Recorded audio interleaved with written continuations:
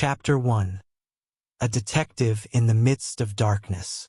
The city of Ravenholm was a labyrinth of shadows and mysteries. The night sky, perpetually shrouded by storm clouds, reflected the melancholy of its inhabitants. In this fog-bound metropolis, where alleys held dark secrets, lived Jack Malone, a private detective who moved with the grace of a nocturnal predator. Jack Malone was a man marked by life. His rugged features, piercing eyes, and firm jawline told tales of battles fought in the dark, treacherous streets of the city. He always wore a long gray overcoat, a fedora that concealed part of his face, and a cigarette dangling from the corner of his mouth. Malone had seen it all. Betrayals, murders, conspiracies. Nothing surprised him anymore, or at least that's what he thought. In his office, located in the heart of the city, Malone handled the most unusual cases. The room was modest, with aging furniture, a window overlooking the main street, and a bulletin board covered with photos, newspaper clippings, and handwritten notes. Cigarette smoke hung in the air, mingling with the scent of strong coffee.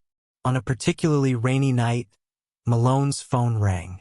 The sound was a jarring contrast to the almost absolute silence. He answered, expecting another routine case. On the other end of the line was a trembling, desperate voice. It was Sergeant O'Reilly, an old acquaintance from the local police. "Malone, we need you at the alley on 5th and Main Street. We found a body. No signs of struggle. No clues. It's dark, cold, and completely senseless."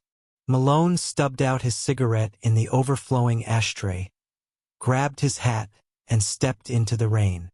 The cold water lashed his face as he walked through the wet streets.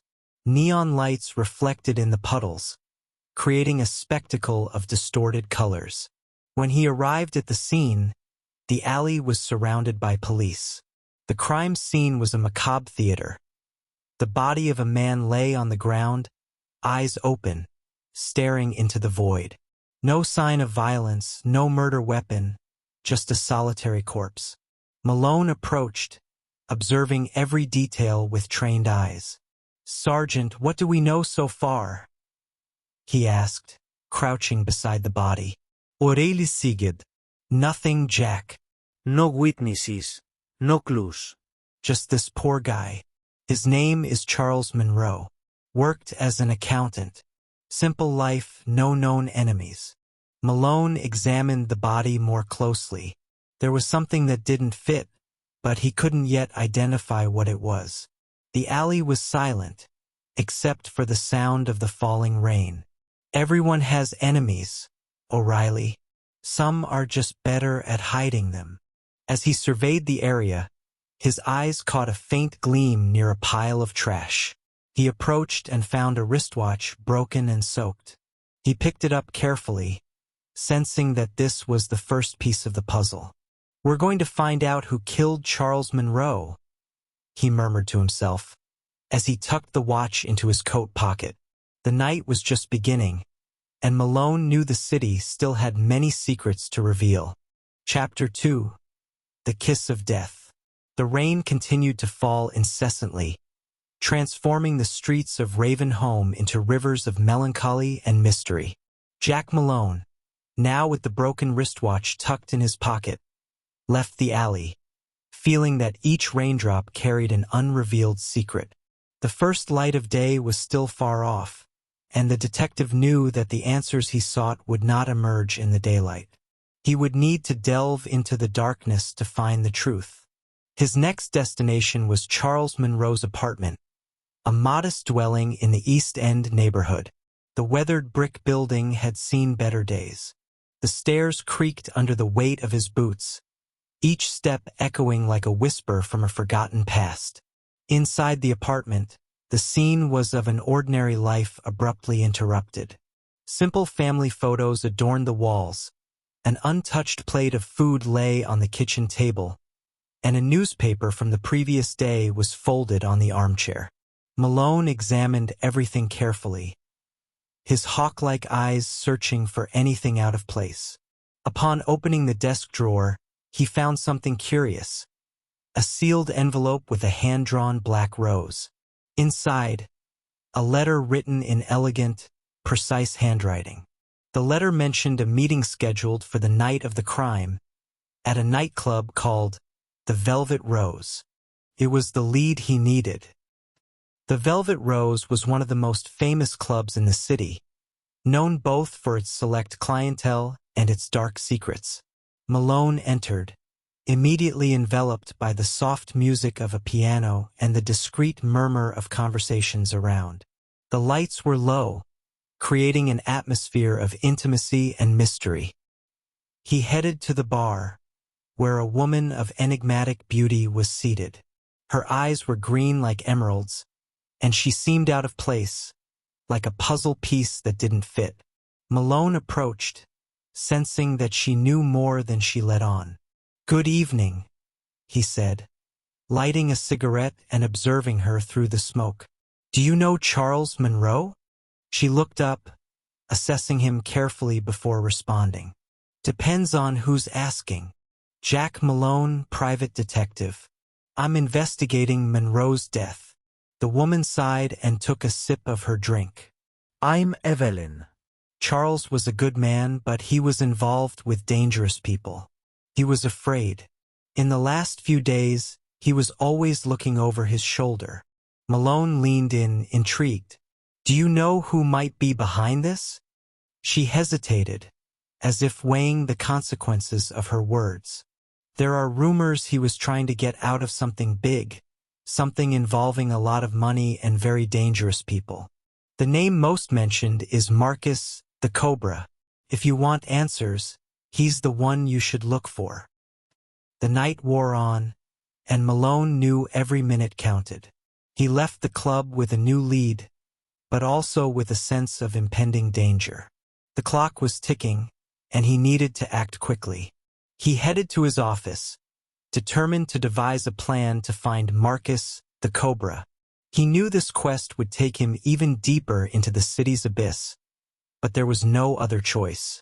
Charles Monroe's death was just the tip of the iceberg, and Jack Malone was determined to unravel every layer of the mystery. Chapter 3: The Web of Secrets. The city of Ravenholm, with its eternal shadows and treacherous streets, had a dark heart that beat in its most obscure areas. Jack Malone knew that to find Marcus the Cobra, he would have to descend even deeper into the underworld spiral. Marcus was a feared name, a man who operated in the shadows and whose touch was poisonous. Malone left his office, feeling the weight of the upcoming hours on his shoulders. The streets were almost deserted, save for a few lost souls and hooded figures slipping through the shadows. He knew Marcus wasn't easy to find. The Cobra left no easy trails to follow. But Jack Malone wasn't just any detective. He was persistent, cunning, and had an unyielding determination to uncover the truth.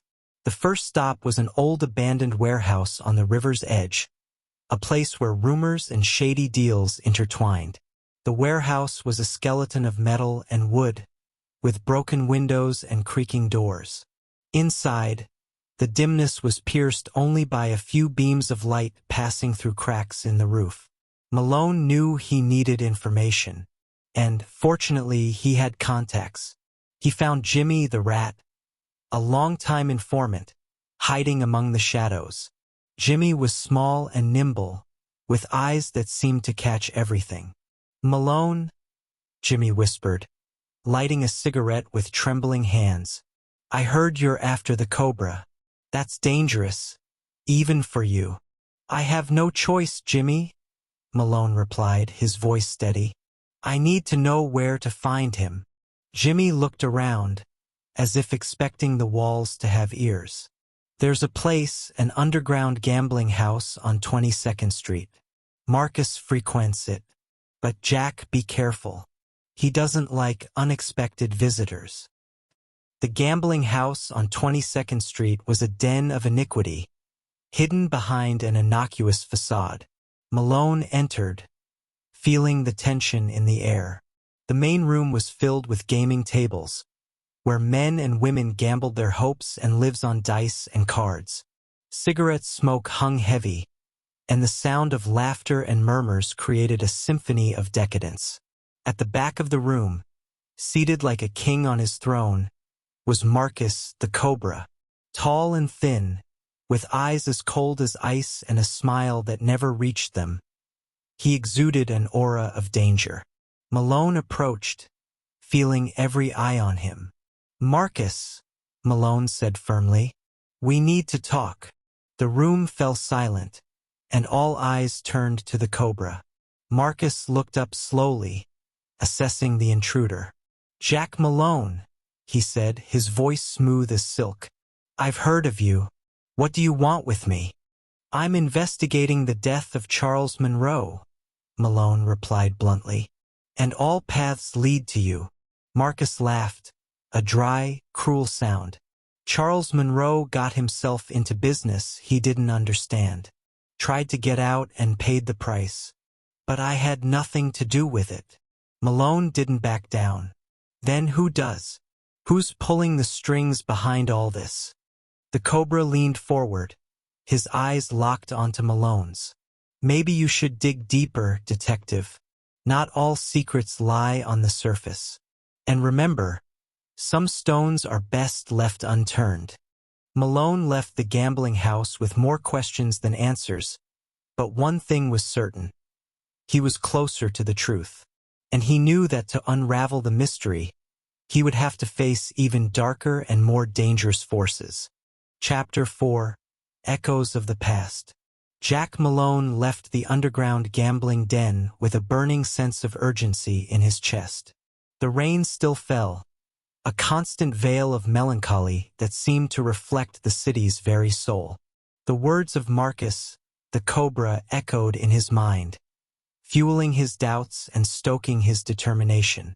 He knew he was closer to the truth, but he also knew that the next steps would be the most dangerous. Back in his office, Malone sank into his chair, the sound of the rain tapping against the window blending with his thoughts. He took out the broken wristwatch he had found at the crime scene and examined it closely. It was an expensive model, with initials engraved on the back. CM. Charles Monroe. He knew this watch was more than just a clue. It was a symbol of what was at stake. As Malone pondered his next moves, an unexpected visitor appeared. The door to his office opened silently, and standing in the doorway was Evelyn, the enigmatic woman from the Velvet Rose Club. Her green eyes gleamed under the dim office light, and there was a silent determination in her expression. "We need to talk, Malone," she said, closing the door behind her. "I know more than I told you before." Malone raised an eyebrow, gesturing for her to sit. "I'm listening." Evelyn settled into the chair opposite Malone's desk, her hands clenched in her lap.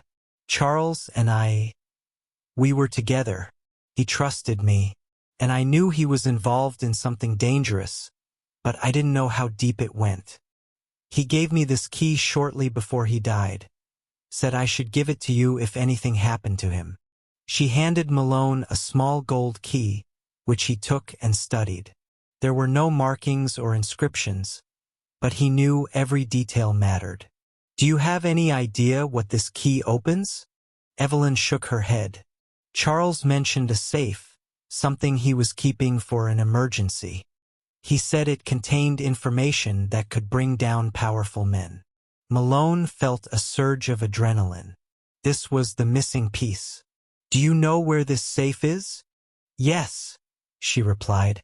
"It's hidden in the basement of an antique shop on 7th Avenue. It's a discreet place where few would think to look." The antique shop on 7th Avenue was a shadowy place, with displays full of forgotten relics and the scent of mold permeating the air. Malone and Evelyn entered quietly, the moonlight casting long, distorted shadows inside the shop. They moved toward the basement, where Evelyn pointed to an old safe hidden behind a bookshelf. The key fit perfectly, and with a satisfying click, The safe opened. Inside were a series of documents, photographs, and a detailed journal. Malone began to leaf through the material, his eyes widening as he read. "My God," he murmured. Charles was investigating a network of corruption that spanned from businessmen to law enforcement officials. This explains why he was killed. He knew too much. Evelyn moved closer, her eyes fixed on the documents.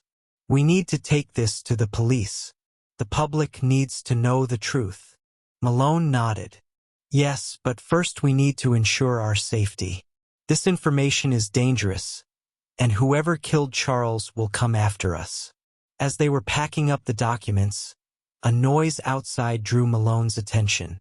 Someone was watching the shop. He turned off the lights and peered through the window. A shadowy figure stood across the street, watching intently. "We have company," he whispered to Evelyn. "We need to get out of here now." With the documents in hand, they slipped out the back door, blending into the shadows of the night. The game was getting more dangerous, and Jack Malone knew that the truth was closer than ever, but so was the threat to their lives. Chapter 5. At the bottom of the pit. The night advanced, relentless and dark, as Jack Malone and Evelyn moved through the streets of Ravenholme. The rain persisted, a constant shroud of moisture and uncertainty. With Charles Monroe's documents hidden in his coat, Malone knew the revelation of the truth was closer, but so was the danger, greater than ever. They found temporary refuge in a small motel on the outskirts of town. The room was modest, with peeling wallpaper and a bed that creaked with the slightest movement. Malone spread the documents on the bed, illuminated only by the bedside lamp. "We have to decipher this," he said, his eyes focused on the pages before him. Every detail could be the key to bringing down this network of corruption. Evelyn sat beside him, reading the documents intently. There were names, dates, financial transactions, and compromising photos. Powerful people were involved. Businessmen, politicians, and even members of the police force. "Look at this," Evelyn said, pointing to a particular photo. "It's Police Chief Henderson. He's in a meeting with Marcus and other men I recognize from the club." Malone felt a wave of anger. That explains why Charles was killed. He was about to expose this entire operation. Suddenly, a noise from the hallway caught their attention. Malone stood up, grabbing his gun.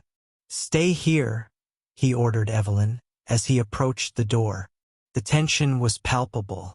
He opened the door slowly, peeking into the hallway. Two sinister-looking men were approaching, guns in hand. Malone recognized one of them, Tony the Fist, a henchman of Marcus. "We've got company," Malone whispered, closing the door silently. "We need to get out of here fast." They hastily gathered the documents and escaped through the window, landing in a narrow alley behind the motel. The rain fell heavily, obscuring their vision and movements. They slinked through the shadows, aware they were being hunted. The two fugitives found themselves in the heart of Ravenholme's underworld, a place known as the Pit. It was an underground bar, where the desperate and the outcasts gathered. The light was low, the air saturated with smoke, and the tension was almost tangible. Malone knew the bar owner, a man named Louis. He knew Louis could offer a temporary hideout. As they entered, Louis's eyes widened at the sight of Malone and Evelyn, drenched and breathless. "Jack, what the hell is going on?" asked Louis, guiding them to a private room in the back. "We need a safe place, Louis. We're dealing with something big, and people are after us," explained Malone. Louis nodded, locking the door behind them. "You're safe here, but not for long. These guys play dirty."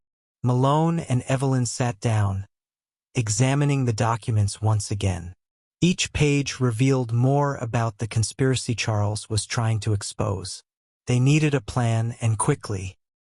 Evelyn looked at Malone, her eyes full of determination. We have to take this to the press.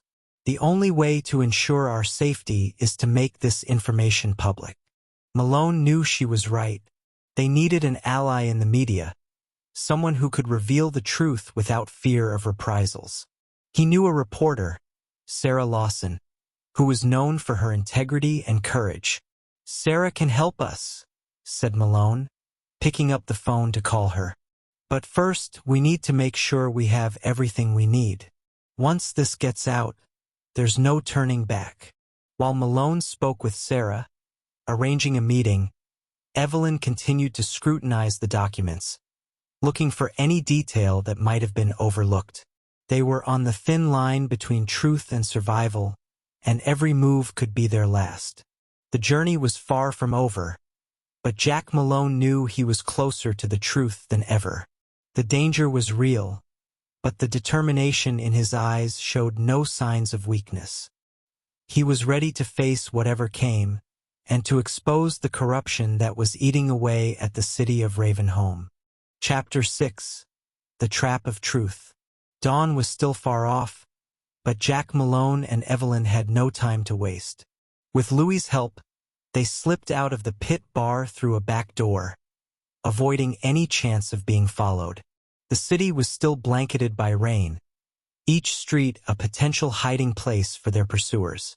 They needed to reach reporter Sarah Lawson, an ally who could expose the truth. Sarah was known for her integrity, a journalist unafraid to confront the powerful. Malone knew she was their best chance to make public the conspiracy behind Charles Monroe's death. They walked through the dark streets until they reached Sarah's building.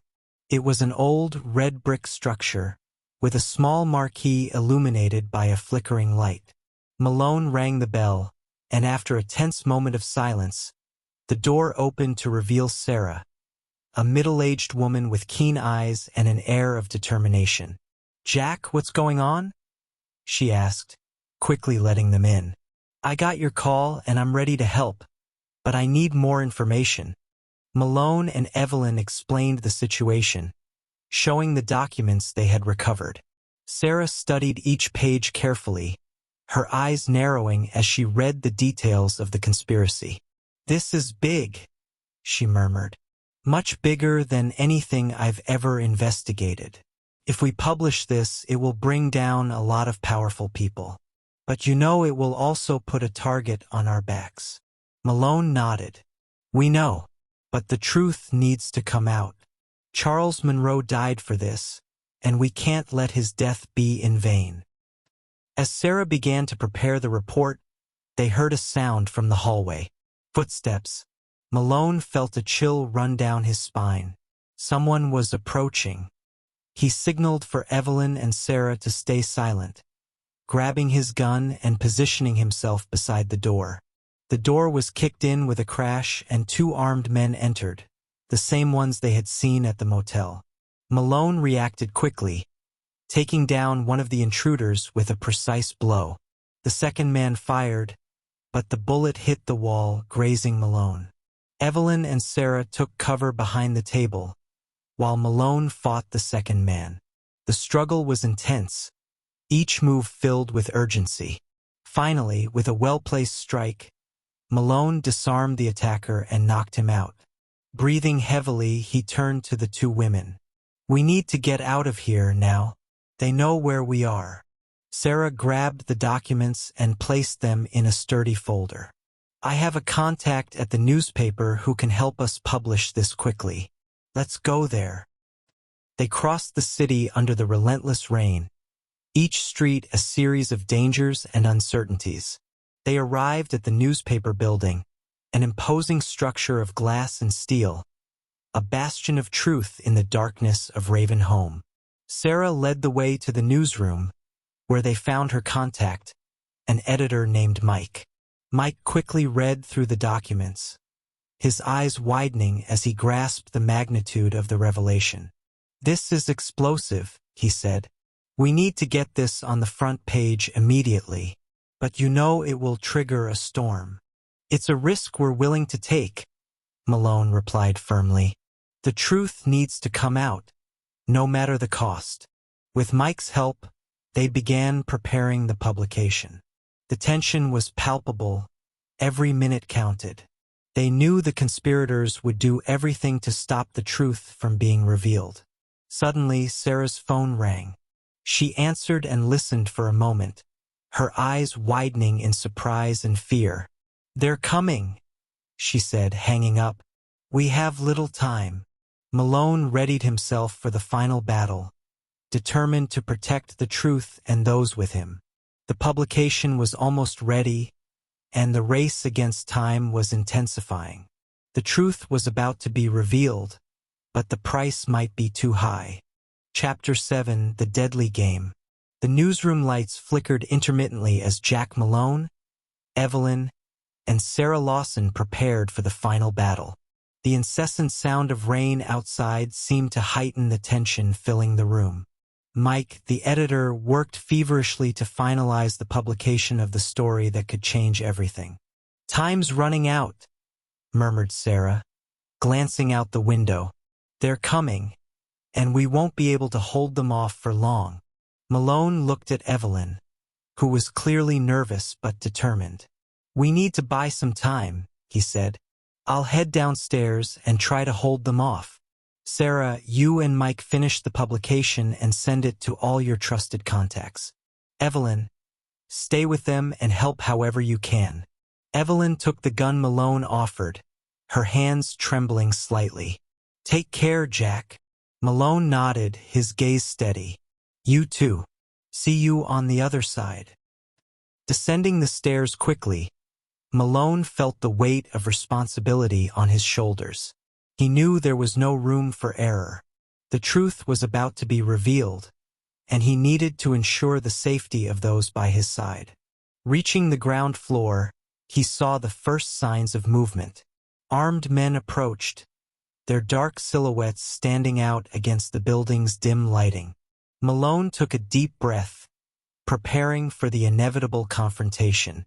The first exchange of gunfire was swift and deadly. Using his experience and cunning, Malone managed to take down 2 attackers, but he knew more were on the way. He retreated to a more defensive position, using the building's columns for cover. The sound of gunfire echoed through the atrium, mingling with distant thunder. Meanwhile, upstairs, Sarah and Mike worked frantically to finalize the publication. Evelyn helped, organizing documents and double-checking information. The sound of gunfire below was a constant reminder of the imminent danger. Malone knew he couldn't hold off the attackers for long.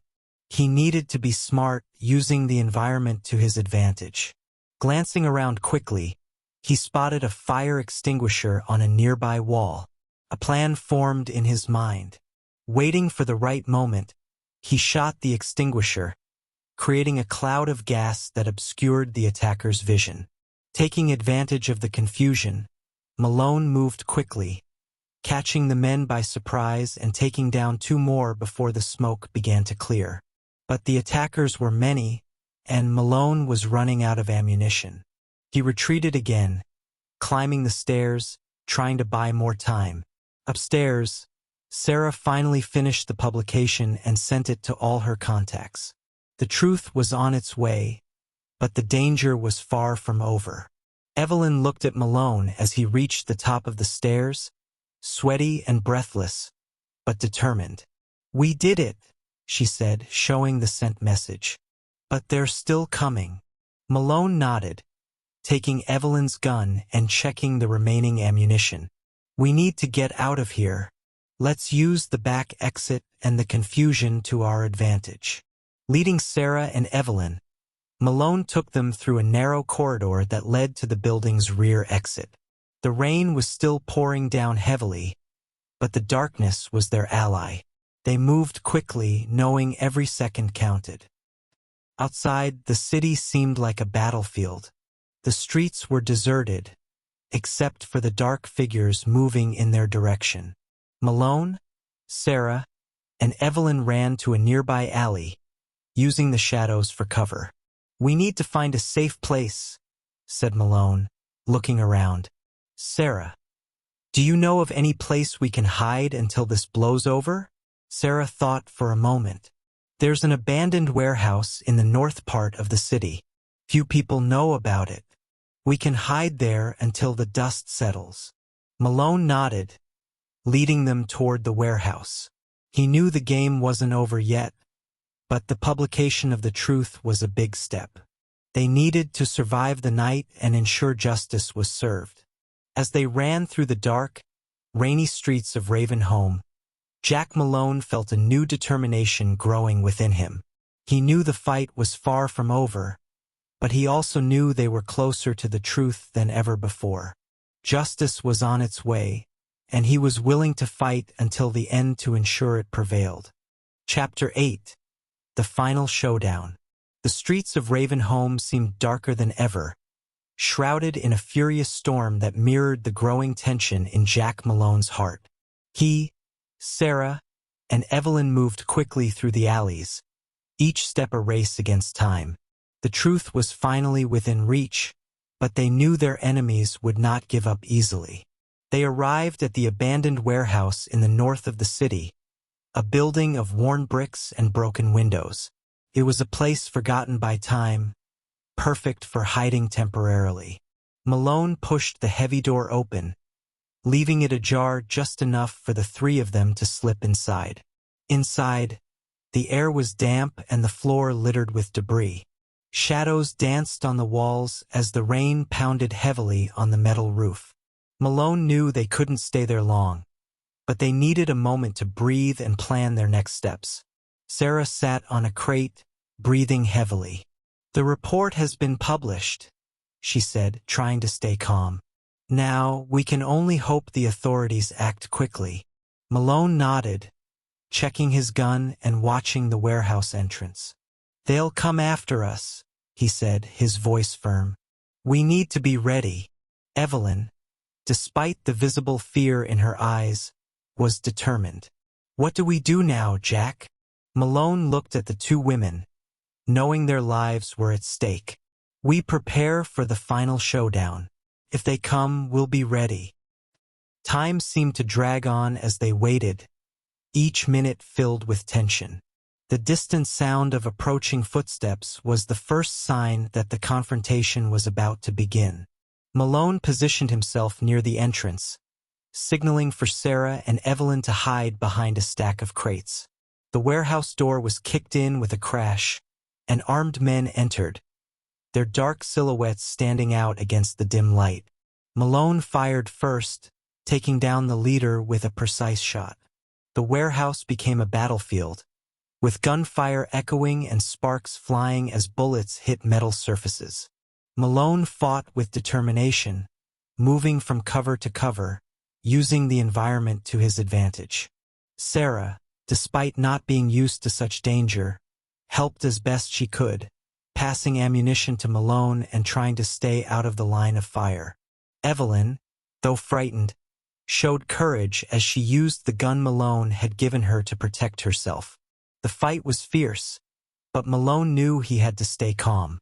Every move was calculated, every shot precise. He took down two more attackers but realized they kept coming. It was like fighting against an unending tide.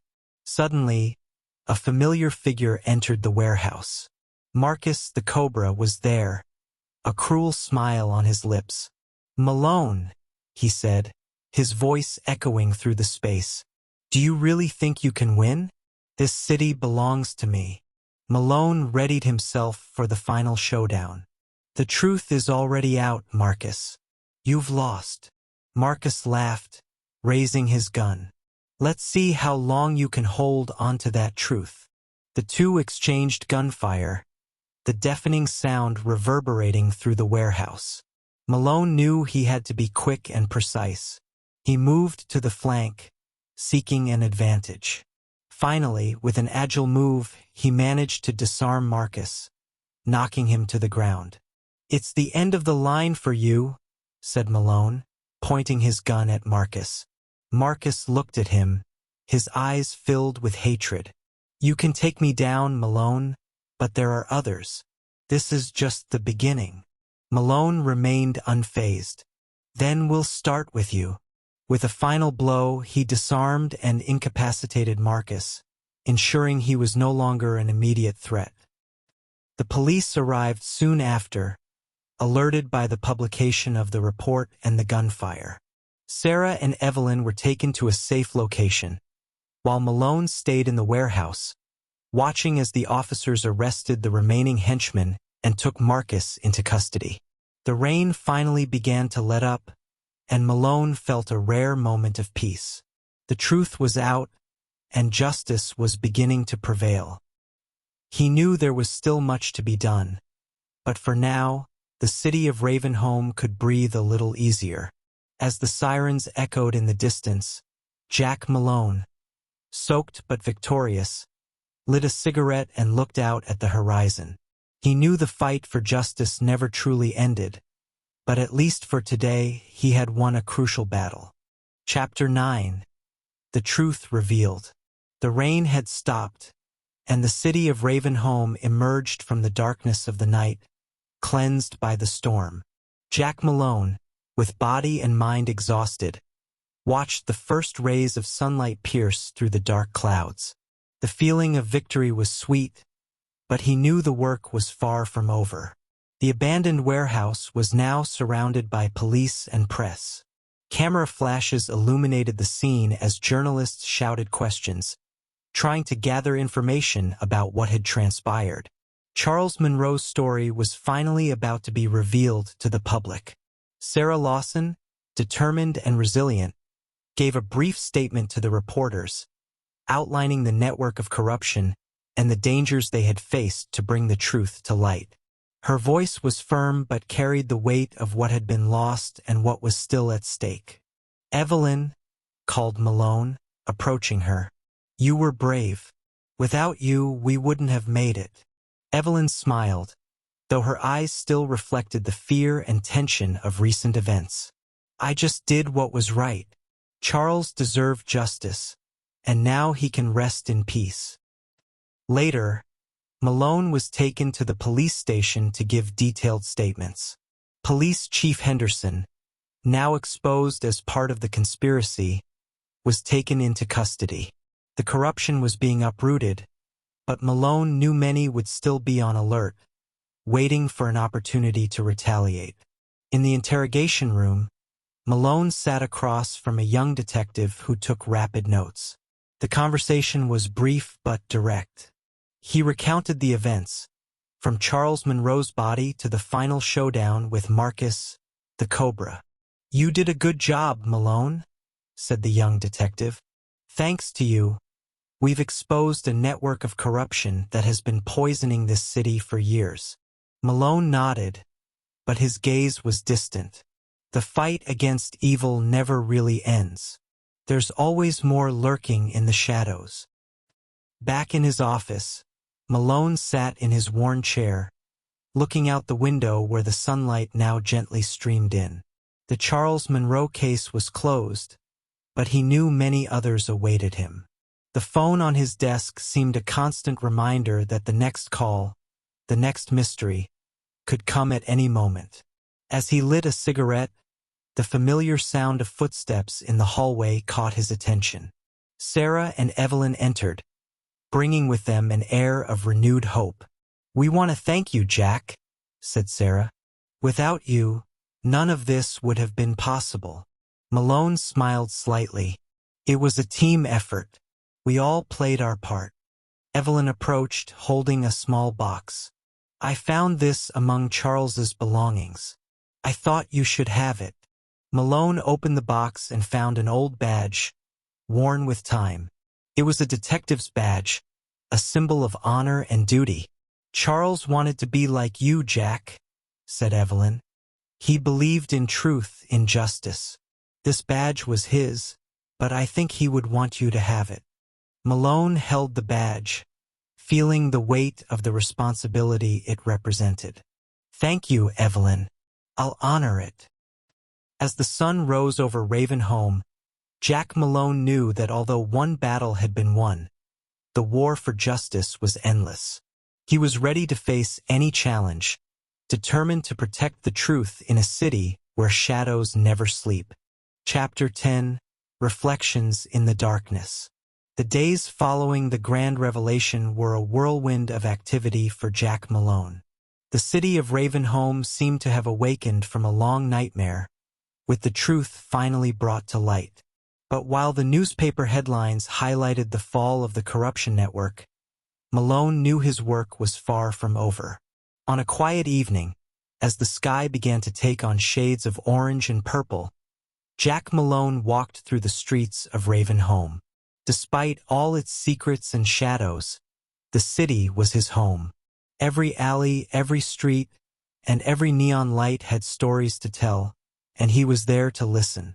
He stopped in front of Charles Monroe's grave, a simple headstone in a peaceful cemetery. The flowers left by Evelyn were still fresh. Malone knelt, holding the badge Evelyn had given him days before.